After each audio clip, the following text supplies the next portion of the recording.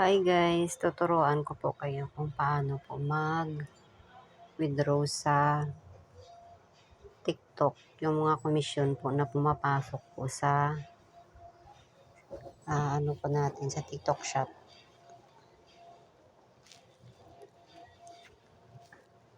Pindutin lang, nakikita niyo po dito yung TikTok Shop Creator Center.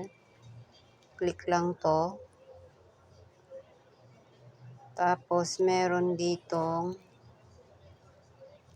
may nakikita kayong earnings. Click. Ayan, meron po tayong available balance na 200. Pipindutin nyo lang itong withdraw. Tapos itong withdraw balance. Naka-manual po kasi tayo guys. Kaya pag manual, ikaw talaga kusang mag-withdraw. Pero kapag ka-automatic, diretso na po siya sa GCash mo po. Ayan, i-type natin yung amount. Meron tayong 261.97 na available balance. I-type lang po natin yan, 261.97. Yan, meron po siyang service fee na 5.60. Pwede ka mag-withdraw dito guys kahit 20. Yung minimum withdrawal niya is 20. Ayan.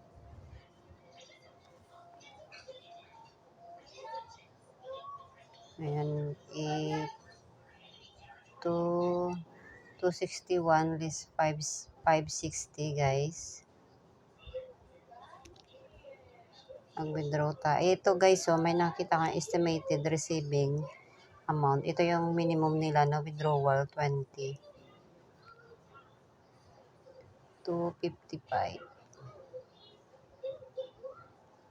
Ito guys, i-withdraw po natin. Yan, confirm mo lang yan siya.